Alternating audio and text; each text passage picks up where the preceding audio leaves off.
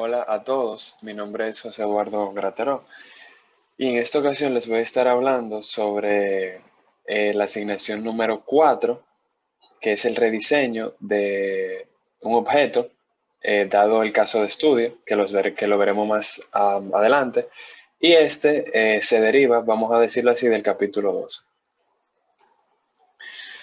Nuestra vida diaria gira en torno al uso cotidiano de productos u objetos necesarios, tanto para satisfacer nuestras necesidades básicas como para facilitarnos nuestro día a día. Cabe destacar que estos productos son fabricados en base a distintos materiales. Con el paso del tiempo, la gama de materiales disponible para tales fines ha incrementado de manera exponencial. Debido a esto, se han desarrollado ciertos métodos para seleccionar el más idóneo para el funcionamiento requerido. El caso asignado es el siguiente, y es que se requiere un material para la fabricación de almacenadores de calor que funcionan a temperaturas de servicio superiores a los 150 grados Celsius. Liste los atributos del material que pueda desempeñarse adecuadamente, considerando que no debe de ser flamable y estableciendo como objetivo maximizar el calor específico y minimizar el costo del material. Para la realización de dicho proyecto, se utilizó la metodología del profesor Mike Ashby, que se resume básicamente en el esquema mostrado en la derecha, eh, que consta de 4 partes, básicamente, que es en traducir los requerimientos del diseño, filtrar usando las restricciones no negociables, que son la que se citan en la parte número 1, en la traducción. La parte número 3 es rankear usando los objetivos, es decir, los objetivos que igual se listan en la traducción, que se quieren maximizar o minimizar. Y ya en la parte final, la parte número 4, la documentación, que es en donde se concluye, por así decirlo, cuál es el material a utilizar.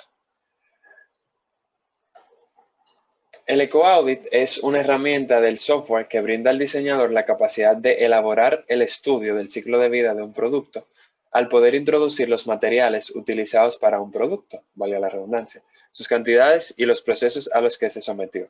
Junto con las bases de datos del programa, calculan la energía demandada y la huella de carbono en todas las fases de vida del producto, incluyendo gráficas y reportes del estudio realizado. La utilización de esta herramienta será la base para la realización de los cálculos necesarios para el presente trabajo. Esta herramienta te permite identificar qué parte de la vida de un producto domina en términos de impacto medioambiental. Pues aquí tenemos ya empezando con la metodología del profesor Ashby, la traducción. En la descripción del producto tenemos que los almacenadores de calor, como su nombre lo indica, están destinados a almacenar calor de diversas fuentes, como calderas de combustible sólido, bombas de calor o colectores solares térmicos. Estos son recipientes a presión de tamaño adecuado, diseñados para almacenar el calor de estas fuentes hasta que se necesite para calentar un edificio. Recientemente prevalecen demandas de combinación de distintas fuentes como sistemas de solares térmicos, calderas de combustible sólido o biomasa, calefacción eléctrica, etc.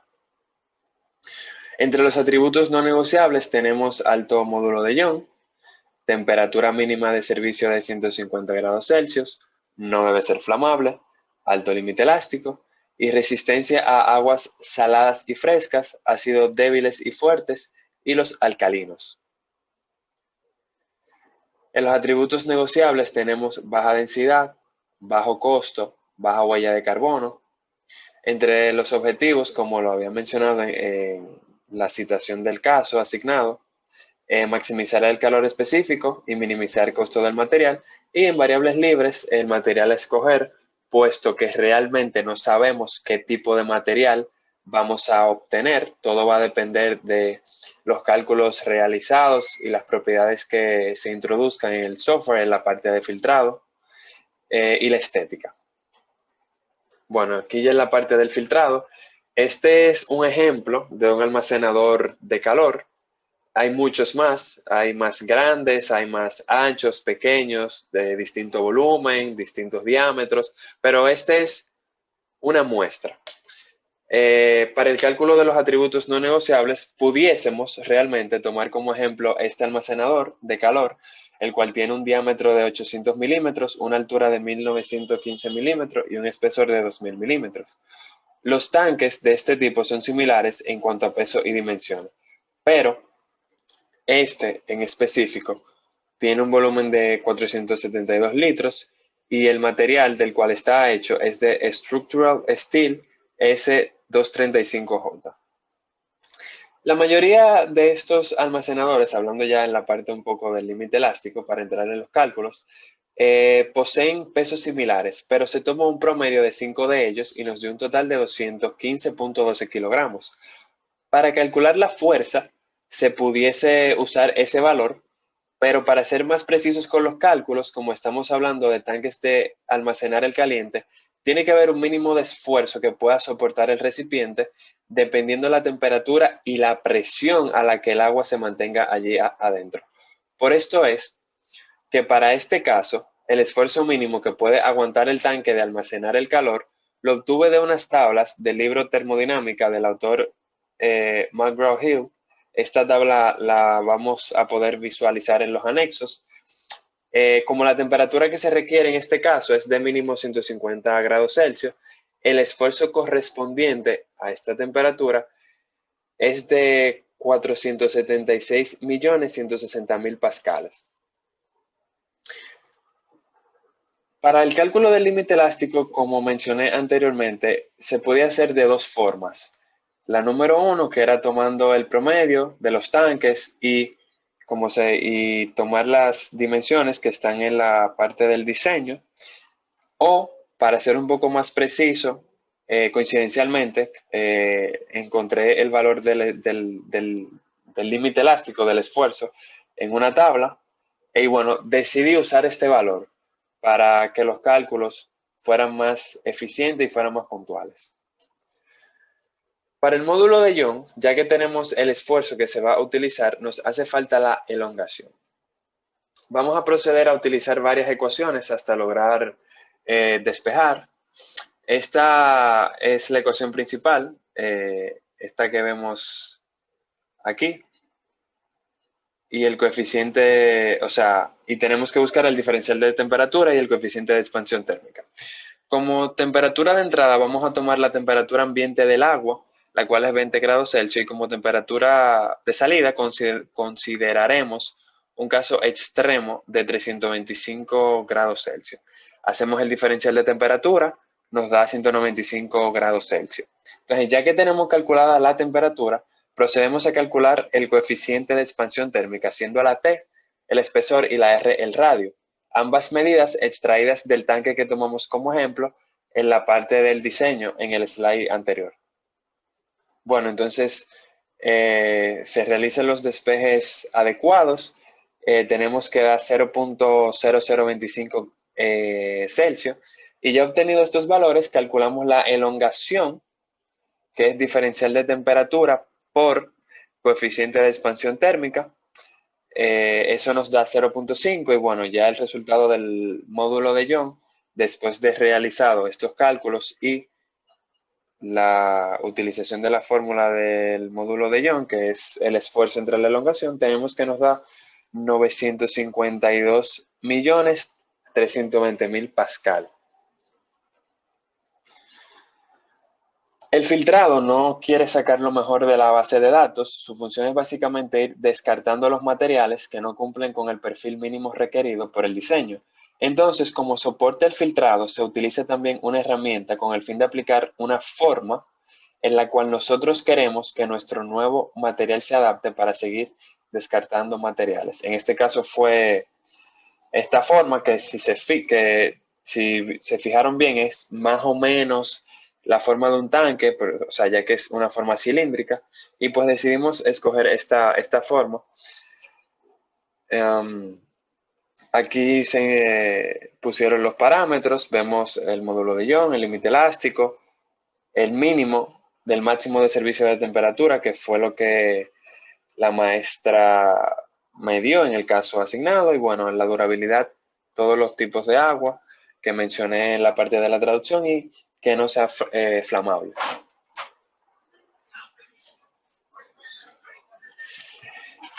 Como resultado y conclusiones del filtrado, tenemos que después de realizar todos los cálculos pertinentes y aplicar los resultados en el software, se descartaron 4.089 materiales, quedando de esta manera con 80 materiales para evaluar.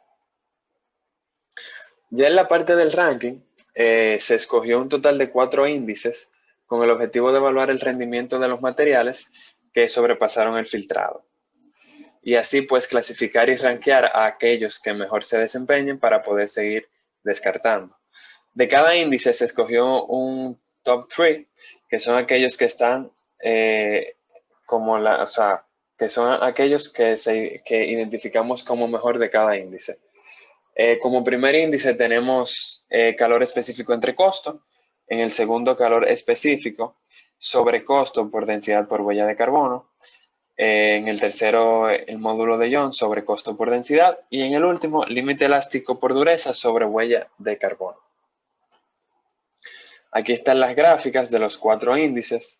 Vemos que una similitud en ellas y es que los materiales que más, vamos a decirlo así, se representan enfáticamente, que son los punticos rojos que podemos ver, esos son metales. Y bueno, ya a lo largo del proceso de esta presentación veremos el porqué de eso. Efectivamente, aquí están los mejores candidatos. Aquí en la tabla de la izquierda se hizo una comparación de todos los que nos resultaron. Hubo en 3 casos, que fueron los 3 primeros materiales, que se repitieron, ¿verdad? Y por tal motivo es que estos 3 son con los 3 que vamos a trabajar en la parte de la documentación, ya que fueron aquellos que, aparte de que salieron o sea, se repitieron más veces, es porque, de acuerdo al filtrado, tienen mejores propiedades, tiene mejor durabilidad en las aguas que yo especifiqué y todo eso. Entonces, ya pasando con la documentación, en esta última etapa de la metodología de Ashby, la finalidad es la de indagar de una manera más profunda sobre los candidatos mejores rankeados, es decir, buscar información de las distintas aplicaciones que poseen cada uno de estos, así pues como también histórico de fallas, propiedades más específicas relativas al procesamiento, entre otros. Se ha dado la coincidencia que los materiales a documentar son de la misma familia. Lo único que varía es el porcentaje del mismo, por lo que se hará una definición general y después se compararán las propiedades más importantes, las cuales tienen una gran similitud. El Biodur 108 es un acero inoxidable austenítico, esencialmente libre de níquel, con muchas de las mismas propiedades de otros aceros inoxidables, como la alta resistencia a la corrosión. Es utilizado en herramientas del diario vivir y en aparatos de uso médico por igual. Entre la comparación de las propiedades de cada material, pues si se fijan, tanto los atributos no negociables como los negociables son exactamente los mismos valores, todos, exceptuando que los atributos no negociables, lo que varía, pues es el límite elástico. Y fue esto lo que nos llevó a nosotros a poder llegar a una conclusión, puesto que todo básicamente, o sea, mismo calor específico, misma temperatura, mismo precio, misma densidad, misma huella de carbono, etcétera. Entonces, al final, por el límite elástico, porque el límite elástico del Stainless Steel Austenitic Biodur 108, 30-40%, trabajado en frío, es el límite elástico mayor y realmente era algo que nosotros queríamos, pues este fue el seleccionado. En el selección de proceso primario, como restricciones funcionales, tenemos, bueno, proceso primario, una cantidad de tamaño de lote de 250 unidades y que sea adecuado para el material que nosotros nos resultó de la documentación. la restricción geométrica es la misma. El objetivo aquí ya es minimizar el costo del capital de la producción, maximizar la tasa de producción y reducir la huella de carbono emitida. Y en las variables libres, pues el proceso a seleccionar. Para calcular el rango de masa, se sacó el promedio de la densidad del material, que ya la teníamos en la tabla de la comparación de los atributos negociables en la parte de la documentación. Se sacó el promedio de la densidad y el volumen fue el que yo mencioné en las dimensiones de diseño en la primera parte de la traducción. Entonces nos dio 3.606.08 kilogramos. Y bueno, ahí en la introducción de los parámetros del filtrado, ahí podemos ver los 3 atributos no negociables que ya había mencionado. Ahí están. Bueno, estos fueron los resultados. Después de aplicar, ¿no? La introducción de los parámetros en filter, en el software, se descartaron 240 procesos, nos quedaron nada más 7. Entonces, en la clasificación o documentación, o en el ranqueo, el índice que se utilizó fue Material Utilization Fraction. Eso es la tasa que se utiliza el material por la tasa de producción sobre el costo del capital, sobre el precio. Bueno, aquí está la gráfica. E independientemente de que el Gen Layout no fue el primero que salió, lo seleccionamos como proceso primario por las propiedades que tiene.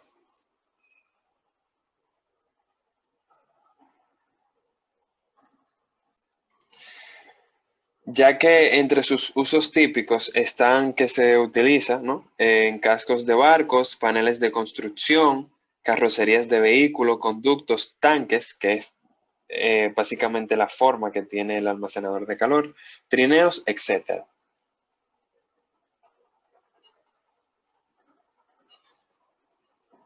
Ajá, exactamente. Entonces aquí ya tenemos una imagen de, vamos a decirlo así, del proceso y todas